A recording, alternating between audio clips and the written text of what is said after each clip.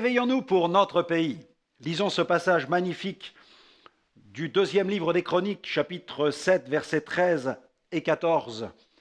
Quand je fermerai le ciel et qu'il n'y aura point de pluie, quand j'ordonnerai aux sauterelles de consumer le pays, quand j'enverrai la peste parmi mon peuple, si mon peuple, sur qui est invoqué mon nom, s'humilie, prie et cherche ma face, s'il se détourne de ses mauvaises voies, je l'exaucerai des cieux, je lui pardonnerai son péché et je guérirai son pays. Amen. Ce verset, tiré du second livre des Chroniques, nous révèle le secret de la bénédiction pour une nation. Et il apparaît clairement que cette bénédiction dépend étroitement de l'attitude des croyants à l'égard de Dieu.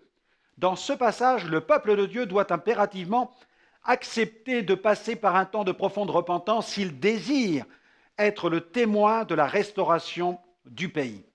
Dans ce passage, Dieu appelle son peuple à s'humilier, à prier et à chercher sa face de façon intense.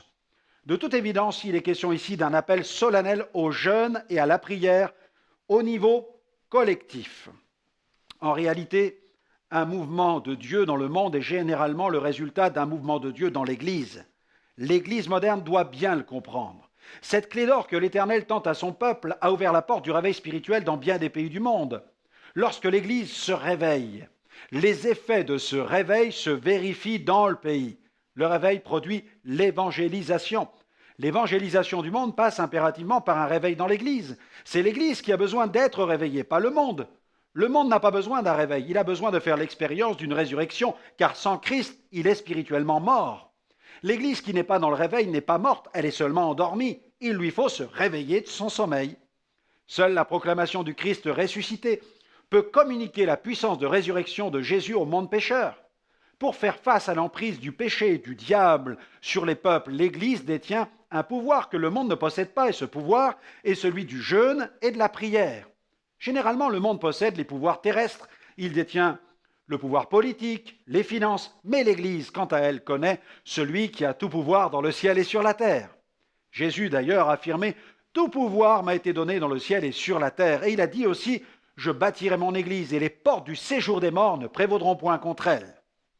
Ainsi, face à la crise internationale qui s'intensifie, plus que jamais, les rachetés doivent chercher la face de Dieu, prier et avoir recours à cette arme du jeûne et de la prière. L'Église doit retrouver le chemin du jeûne pour le pays, pour la nation. Je vous recommanderai donc cette prière pour aujourd'hui. Merci Seigneur pour ce rappel. Merci pour ce rappel. Il est vrai que je ne prie pas suffisamment pour mon pays. Aide-moi Seigneur à y reconsacrer du temps afin que nous vivions en paix, mais surtout que des milliers trouvent le chemin du salut.